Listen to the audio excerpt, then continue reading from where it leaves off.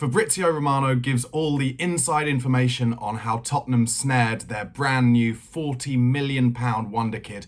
Meanwhile, Tanguy Ndombele has somehow found himself a new club, and could Adrien Rabiot be on his way to Anfield? All this and more in today's episode of Daily Premier League Transfer News. Guys, thank you so much for all your support, for watching and commenting. Please do drop this video a like. It really helps me get up the algorithm. Also, press subscribe if you haven't already, and you will get daily Premier League transfer news, as well as news from further afield and all the managerial gossip on YouTube every single day. Also, you can become a member. Only £1 a month. All the details in the description box below. But let's get started. And of course, Archie Gray has finally signed with Tottenham Hotspur.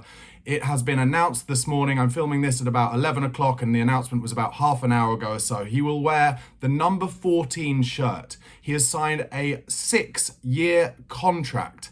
He's played over 50 games for Leeds already at the tender age of just 18. A homegrown player as well, so that'll help us in terms of the squad numbers and the Europa League, etc. And he has great family pedigree, with his uncle being a Leeds player and international too. So many clubs were after this young, talented footballer, and Tottenham have just sneaked in at the end there, gazumped Brentford and got their man. Fabrizio Romano has talked in depth about the deal and how it was done. He said this: "Congratulations to Tottenham, because they have signed one of the best talents around in England. And it was not an easy deal, because Brentford were close to signing Archie Gray over the weekend. The deal was almost done, even with a medical ready for the player. But then between the clubs, there were some issues on the structure of the deal, the structure of the payment. And so Tottenham had enough time to enter into conversations with the player, enter into conversations with Brentford too, and to close the deal to get Archie Gray to the Tottenham Hotspur Stadium. So the deal is going to be something around £40 million, and as part of it, Joe Rodon will also go the other way. So the total value of the deal is going to be £30 million plus Joe Rodon with his value around £10 million. Many clubs were following the player. What I heard is that before Brentford, back in around April or May, Borussia Dortmund in Germany really tried to make things happen to bring Gray to Germany. But then he decided to wait for opportunities in England, and now Tottenham have completed this deal. So it's done. Just waiting for the official statement. That was what Romano said last night. And now, of course, the official statement has come through.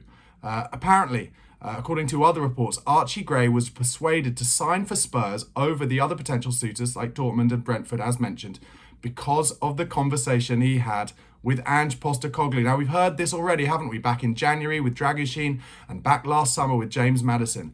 If big Ange Postecoglou gets on the phone to you and gets the opportunity to pitch his vision of Tottenham Hotspur to you, then it's very hard to turn down.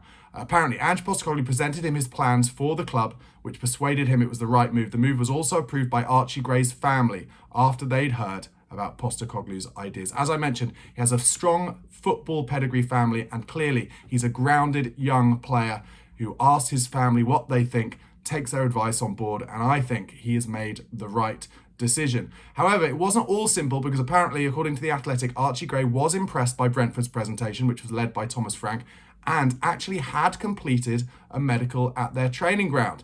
By Sunday morning, though, the midfielder had changed his mind and had been convinced that Spurs was the best destination for him. As we mentioned, Joe Rodon, he has completed his medical and has gone to Leeds as part of the deal. And in fact, there was a £10 million offer from Ipswich, who of course got promoted to the Premier League. And for me, this is just, it just shows how enjoyable Joe Rodon must have found being on loan at Leeds last year, where he was, one of the first names on the team sheet, one of their players of the season, that he thought, no, I'm not going to go to a new club in Ipswich in the Premier League and take a risk on not playing every week. I'm going to go back to where I felt comfortable and lead the resurgence of Leeds as they try and bring themselves back up into the Premier League next season. So guys, let me know in the comments what you think about this signing. I have to say, there were some comments yesterday when we were in advanced talks where it really looked like we were going to get it over the line from some Tottenham fans who actually call me and some other kind of maybe what I describe as glass half full Tottenham fans and content makers. They describe us as happy clappers. And there were some people in my comments saying this is not an acceptable signing, that Tottenham should not be spending kind of £30 million on a young, exciting 18-year-old. And they used the example of Jack Clarke. Now, We did, of course, buy Jack Clarke from Leeds back in the kind of last days of Maurizio Pochettino's tenure at Spurs. And Jack Clarke did kind of, he went on a few loans and it never really worked out for him at Spurs. And actually, since he's left Spurs and gone to Sunderland, now he is being talked about as, again, one of the great hopes in English football, and other Premier League clubs are interested in him again. What I would say about Jack Clarke, though, in comparison with Archie Gray, is Jack Clarke was small in terms of his build. So although he was young, just like Archie Gray is a lot more, he's taller and he's a lot more physical. And I think that will allow him to take on the rigours of the Premier League a lot more easily than maybe when Jack Clarke came into training a few years ago and he wasn't able to kind of show the management team that he was worthy of getting some minutes in the top division. That's my thought process, but obviously all of you people who are writing in the comments and you call me a happy clapper and you say this is a disappointing signing, you are allowed your opinion. It is totally subjective. But I personally think that Ange Postecoglou, Johan Lange and the recruitment team, they're good spotters of talent, and there's no way that Ange Postecoglou would have brought this player in unless he thought he was going to be mixing it in with a chance of getting into the first team, and particularly with the Europa League in mind and how many games there are going to be this season, because don't forget, there's also, I'm pretty sure, a new format to the Europa League, so a few more games, and I think Archie Gray will play a lot for the first team this season. And of course, there's his versatility. The fact that last season he played most of the season for Daniel Farke's Leeds at right back, despite the fact that he's a more natural central midfielder. So he can fill in that role as kind of potentially a backup to Porro, and this will allow, I'll talk about this more later in the episode, but this will allow Emerson Royal to move on. But also he can play as potentially a 6 or an 8 and cover in the central midfield role as well. So I wonder whether that'll mean maybe Oliver Skipp will be allowed to find another club this summer too. There was talk a few weeks ago that maybe Leeds would try and take Oliver Skipp as part of that deal as well. But obviously they've gone for Joe Rodon first. Maybe they'll come back in for him at some point. But I think Oliver Skipp could get a move to more of a lower positioned Premier League club, or maybe one of the clubs who've come up from the Championship. And I really think with Oliver Skipp, he could be one of the first names of a team sheet of a club like that, because if he gets rhythm, he gets minutes into his legs, he is an excellent player, underrated. Ask any Norwich fan who had him on loan there. They talk endlessly about what an incredible player he was. Okay, so I'm excited about the Archie Gray signing. I don't see it as being kind of happy clapping. I think he'll do a lot, but let me know in the comments what you think. Meanwhile, on to some other news. Tottenham's interest in Conor Gallagher is expected to cool now that the June the 30th profit and sustainability rules deadline has gone. However, the player's contract situation, which is he's only contracted to Chelsea until next summer, means a move cannot be entirely ruled out. That's according to Dan Kilpatrick. I think what will happen here is that Daniel Levy will play the waiting game. Will Conor Gallagher sign a new contract at Chelsea? I don't think Chelsea are willing to kind of pay him what they're willing to pay some of the foreign players that they brought in, even though they've got less experience, they're younger and they're less talented. And therefore Gallagher and his representatives are waiting to see what happens. And I think if it gets towards the end of this transfer window, or maybe even into January, that is when maybe Conor Gallagher will make a move unless he signs a new contract. Meanwhile, I mentioned this a little bit yesterday because West Ham were in for Kyle Walker-Peters. Sky Sports have said in the last 24 hours that Spurs are still interested in re-signing Kyle Walker-Peters too. I mentioned yesterday I'd be very surprised if Walker-Peters was willing to come and play a bit part role at Spurs again, which of course he had when he was previously at Tottenham, but he would count as a club-trained player, so I can totally see why Tottenham are still interested in it. Meanwhile, I mentioned Emerson Royal earlier. Milan will meet with Spurs this week to try and thrash out that deal for Emerson Royal. That's getting closer and closer. On a separate note, as per David Ornstein, Ryan Sessegnon, obviously Tottenham let Ryan Sessegnon go on a free this summer because he couldn't get enough minutes on the pitch, couldn't get fit. He is now training with Crystal Palace, and they're holding talks for a potential move to get him as a free agent. I think that would be a great move for him. He's only 24 years old now. Obviously, he just needs fitness and he needs games. And Crystal Palace under Oliver Glasner, end of last season, they played a kind of 3-5-2 to 5-3-2, depending whether they've got the ball or not. And Ryan Sessegnon could really suit that left wing back role, as he did do okay for Antonio Conte in Conte's kind of early days before Sessegnon's injuries really affected his confidence. Once again, more news on Riccardo Calafiori, and apparently, according to Gazzetta dello Sport in Italy, Tottenham's interest in him is the strongest out of all the clubs that are interested in him. Apparently, he will not go to Juventus. That's what Gazzetta are saying, and Bologna want 40 million euros for him. I'm sure you saw yesterday the training kit deal with BetMGM has been announced. they are replacing Get Here on all Tottenham Hotspur's training kit. In fact, one of the Archie Gray pictures from this morning shows him in some BetMGM branded training gear. What do you think about Tottenham signing up with a betting brand as one of their main sponsors? Firstly, my opinion is it shows that there's not much money in the market for these deals anymore. They've lost their deal with Get Here. They've lost their deal with Cinch. Both those brands are in danger, I think, of going out of business potentially. So they've pulled all their sponsorship, and Tottenham clearly haven't been able to find those big sponsorship deals unless they go towards the kind of slightly less, in my opinion, less morally acceptable betting branding companies. And BetMGM is one of those. I think it shows again, we are still 5 years later waiting for a stadium sponsor. They are just waiting, Tottenham, for the perfect deal, and the money just isn't in the country at the moment for those deals to be big enough for Daniel Levy to sell those rights. And as a result of all of these deals not quite being available, we've gone with BetMGM. I don't know much about the brand itself. I just know that I don't feel that comfortable with Tottenham getting involved in betting branding, because people in the world, take away footballers, that's a whole other argument. They've got a lot of money to lose. But people in the world and football fans, they bet a lot, and they bet a lot of money that they don't always have, and they are addicted. And to see all of these slogans all on the training kit, to see them on the advertising hoardings all the time, it's temptation. It's temptation. And people struggle to deal with it. I've done a lot of gambling in my time. I thought I was really good at it. Turns out I wasn't particularly good at it. And in the end, I had to go cold turkey.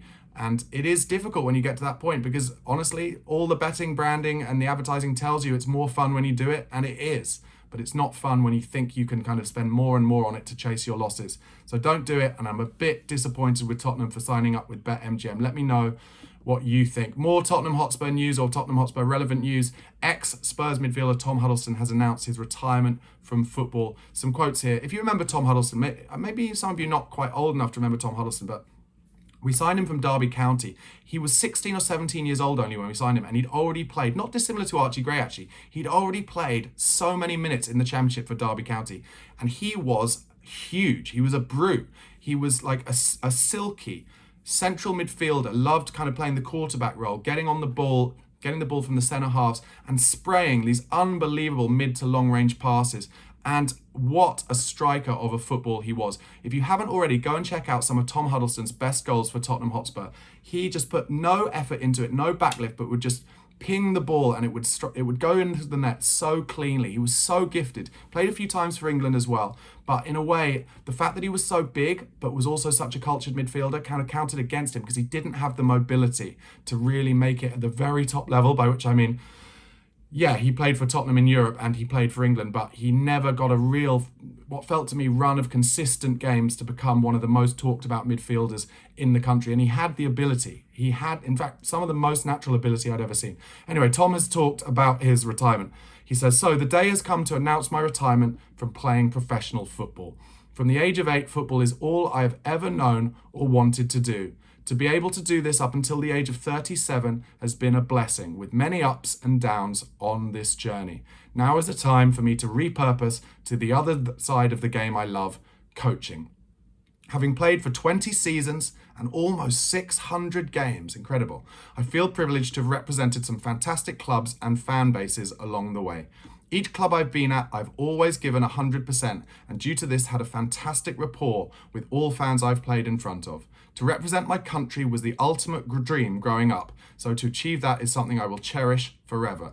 To all teammates, coaches and managers along the years, a huge thank you for the times we have shared. Not always positive, but memories nonetheless. More importantly, a huge thank you to my fantastic family, who without them, none of it would have been possible. Forever indebted to you all, whether no longer with us or still a part of my journey today.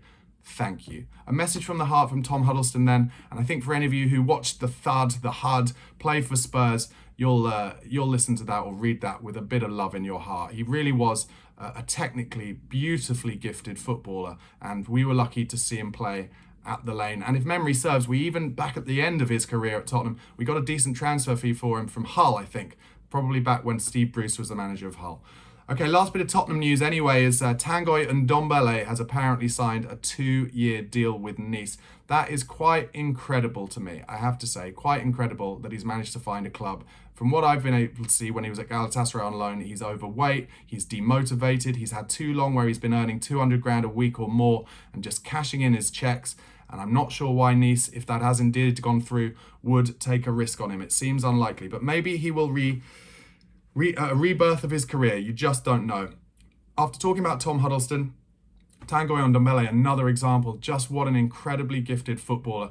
And differently to Tom Huddleston, Ndombele just seems to be kind of burning all his talent and not really having the motivation to utilise it.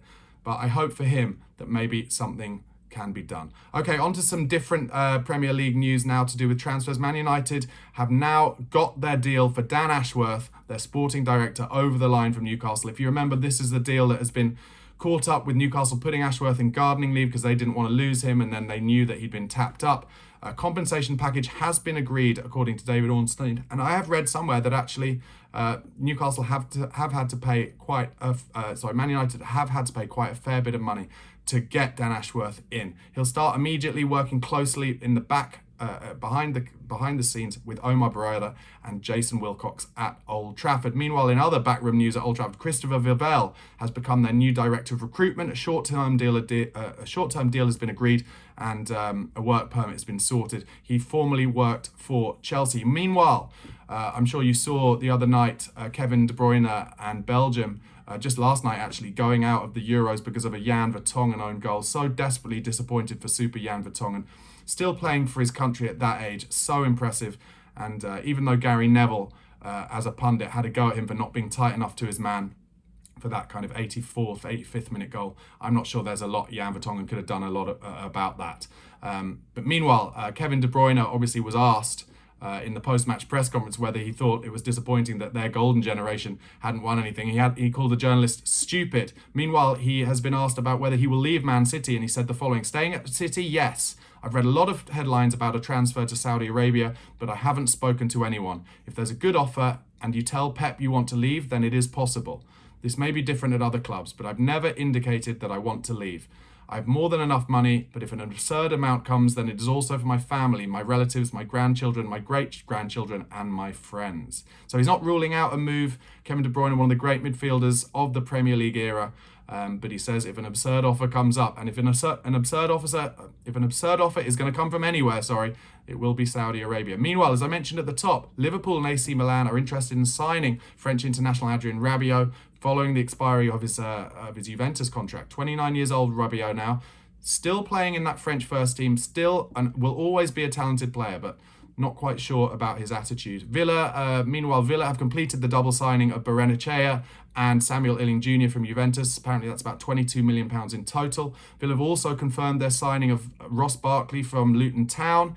He was apparently strongly wanted by Unai Emery, and that's his second stint at Aston Villa, having been there on loan previously. Atalanta are now advancing on a deal to sign Nicola Zaniolo. If you remember, Spurs fans, Zaniolo was somebody who was on Paratici's list for a long time. He ended up going to Villa, and obviously Emery has not been impressed with his ability to acclimatise to the Premier League. So negotiations are underway with Atalanta and potentially Galatasaray for a loan move with buy option to become mandatory under certain conditions. Meanwhile, West Ham apparently interested in Aaron Wan-Bissaka, according to Sky Sports. That could be a good move for West Ham. They've just let Ben Johnson, their right back, go to Ipswich on a free transfer. And Wan-Bissaka is a good defender, good one-on-one defender. So that could work out for West Ham under Julian Lopetegui. Let's see what happens with that. Meanwhile, at Crystal Palace, apparently the transfer of Michael Olise to FC Bayern is not fully there. This is according to German sources. Bayern want to finalise the deal as quickly as possible because many clubs are trying to hijack that transfer, including Manchester United. I thought it was done. It was all given the here we go last week, but it's not quite done. Olise remains clear he wants to sign with Bayern, and the contract is there for him to sign until 2029, but still some small details needing to be clarified between the clubs. The medical was apparently supposed to take place this week, but that hasn't happened as yet. Meanwhile, back to Galatasaray, their forward Wilfried Zaha, former Crystal Palace player, he is keen on a return to the Premier League. He's 31 years old now. Apparently West Ham, Wolves and Palace are potentially interested in bringing Zaha back. Meanwhile, some more general transfer news. Victor Osimhen at Napoli, it's still his plan to leave and he wants to come to the Premier League. Napoli's release clause for him is around 120 million euros, but I'm pretty sure all the reports are saying that they will take something less than that. Chelsea have been interested in Osimhen, but whoever goes to get him, and he's one of the very few really top-level number 9s around these days, along with Kane and Lewandowski, who's obviously a little bit older now, and Haaland. Whoever gets him is going to have to pay, but it will be worth it.